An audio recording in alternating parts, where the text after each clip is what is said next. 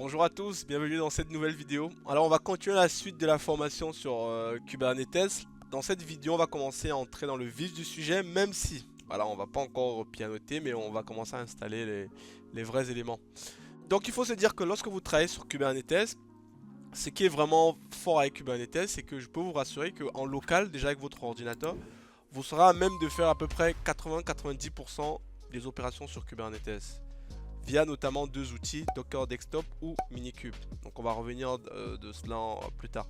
Donc ce qu'on va faire dans cette vidéo, c'est vous qui allez installer. Moi je vais vous donner le nom des éléments qu'il faut installer. Vous allez voir, c'est assez simple et tout. Donc vous allez installer en fait un cluster en local. C'est un vrai cluster Kubernetes qui sera en local, sur lequel vous allez pouvoir faire des tests en fait, sur lesquels on va s'amuser. Et avec ce cluster là, vous serez en même de pouvoir réaliser à peu près 80-90% des opérations faites sur sur des vrais clusters Kubernetes. Et pour ceux qui bidouillent un peu, ils pourront même faire allez, 90% des opérations. Donc la limite qu'il y a souvent, c'est notamment la partie ingress external quand vous voulez exposer votre application, simuler des load balancers, etc. Mais ça, limite, c'est pas très grave en fait. Donc, et je trouve que c'est vraiment fantastique parce que là, vous avez un vrai outil avec tout ce qu'il vous faut pour pouvoir tester vos applications. Voilà, et pouvoir monter en compétence sur Kubernetes. Donc je vais parler de ma propre expérience. Moi je vous dis, j'ai appris Kubernetes notamment en installant mon cluster en local et en jouant dessus, en testant un maximum de choses, en containerisant mes applications que je développais et ensuite en les testant. Et je pense que vous aussi vous pourriez le faire. Alors, donc c'est parti pour la vidéo. Gisaline, c'est un logiciel qui va vous permettre de gérer toute votre entreprise. Donc c'est un logiciel tout en un qui va vous permettre de pouvoir faire des devis, des factures, signer vos contrats de manière électronique et même d'envoyer vos recommandés. Donc c'est une solution simple qui a été développée par moi et mon entreprise qui va vous permettre réellement d'avoir une vision 360 de votre entreprise. Selon votre besoin, il y a plusieurs offres qui vous offrent à vous, une offre basique, starter ou premium.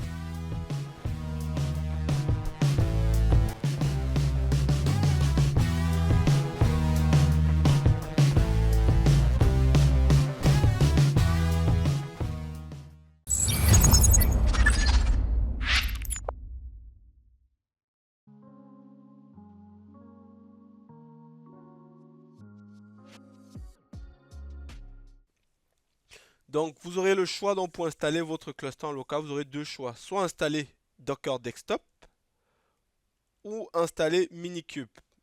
Minikube en fait c'est l'historique en fait, c'est l'élément ancien sur lequel moi j'ai appris à faire Kubernetes, même si je l'utilise plus aujourd'hui moi en local.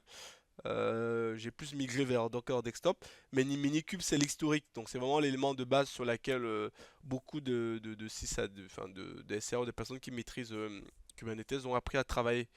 Et récemment dans Docker, il a inclus maintenant le fait d'avoir, quand vous installez Docker Desktop, vous pouvez avoir aussi un cluster Kubernetes d'installer.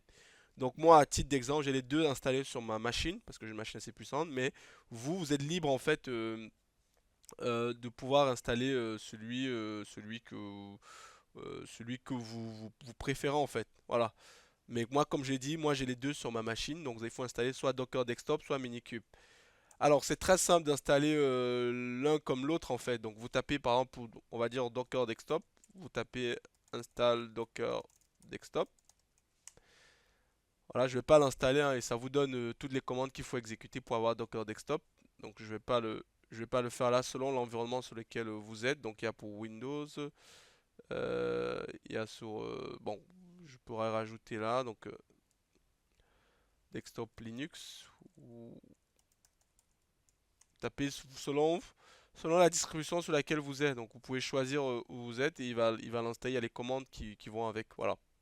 Donc comme il y a des millions de personnes qui installent, qui vont utiliser, qui vont peut-être, enfin des millions, j'exagère peut-être, il y a des centaines de personnes qui vont installer, euh, qui vont suivre ce tutoriel, qui vont vouloir installer l'outil. Donc moi je préfère pas donner de tutoriel, des commandes qui disent comment installer ça parce que ça marchera pas chez la moitié parce que chaque OS est différent.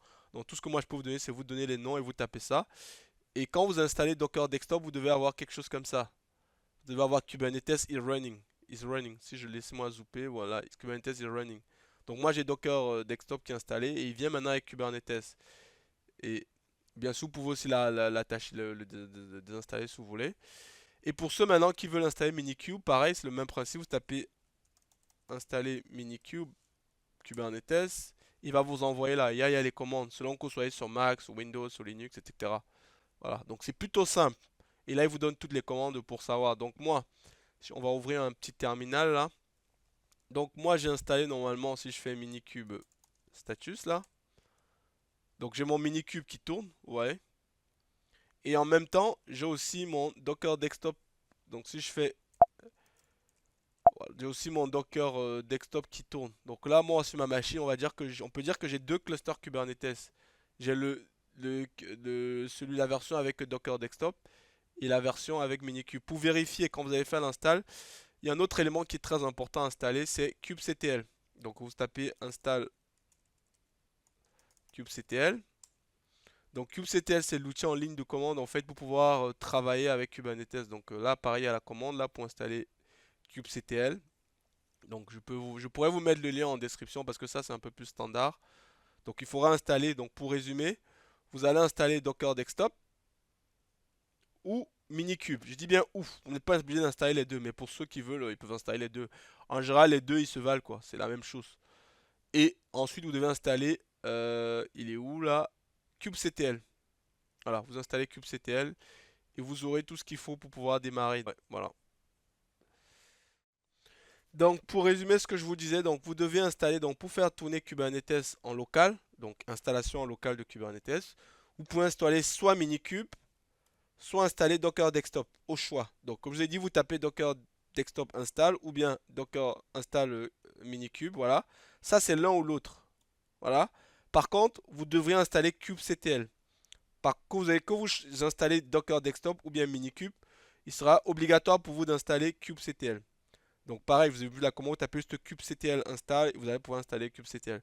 Donc une fois que vous aurez fait ça, si vous avez réussi à installer ces deux éléments, donc deux éléments, vous pouvez installer les trois, mais bon, il n'y a pas besoin d'installer les trois. Vous viendrez sur votre terminal et vous ferez kubectl version pour vous dire la version que vous avez et tout. Et là, ça veut dire que vous avez quelque chose d'installé qui est pas mal. Ça va vous dire que votre agent est bien installé. Maintenant, ensuite, pour vérifier aussi que votre cluster Minikube tourne correctement, ou bien Docker Desktop, vous ferez la commande kubectl config get-context. Vous faites ça et vous devriez voir ces contextes là qui sont installés. Docker Desktop ou Minikube. Voilà. Et pour les plus malins, vous devez avoir ce fichier là dans votre home /.cube et ensuite /config. Donc vous devriez voir quelque chose comme ça là. Voilà. Avec vos certificats d'autante, etc. Et une fois que vous aurez fait ça, vous pourrez faire kubectl getPod. GetNS, voilà. Get namespace.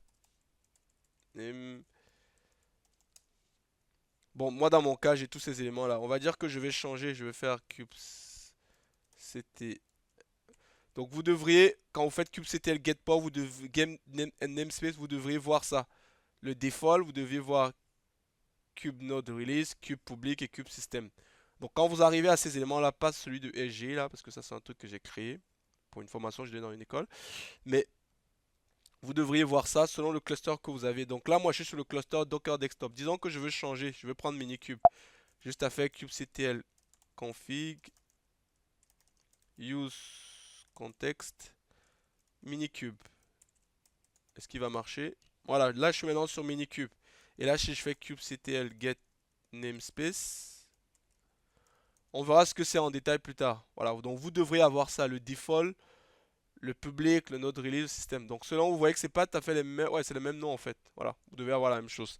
Donc si vous en arrivez là, ça veut dire que vous avez bien installé votre cluster Minikube ou Docker Desktop. Moi, dans mon cas, j'ai les deux. Donc j'ai Minikube qui est là et j'ai aussi avec Docker Desktop. Et maintenant, dans la suite de la formation, ça sera au choix. Vous pourrez choisir d'être sur Minikube ou sur Docker Desktop, ça ne changera absolument rien. On pourra faire les mêmes choses quoi, dans les deux environnements. Donc on va s'arrêter là pour cette vidéo là. Et on se dit à très vite pour la prochaine vidéo. Avant de se séparer, n'hésitez pas à aller jeter un œil sur le livre que j'ai rédigé qui s'appelle Mastering Kubernetes Debugging. Donc c'était un livre que j'ai développé j'ai commencé à écrire ça en début d'année. Donc ça m'a pris 6 mois pour rédiger ce livre-là, dans lequel j'ai concentré en fait mes 7 années d'expérience à gérer des clusters Kubernetes tout seul, comme je l'ai dit précédemment. Donc c'est vraiment un livre qui se veut hands-on, dans lequel je vous montre comment j'explique un peu l'architecture de Kubernetes, mais surtout je détaille comment est-ce que vous pouvez résoudre des vrais problèmes en production sur les clusters Kubernetes. Donc n'hésitez pas à aller jeter un œil, c'est disponible sur Amazon. Il y a un code promo qui est mis dans la vidéo pour ceux qui sont intéressés. Donc n'hésitez pas à aller l'acheter, à le tester et me faire des retours en fait.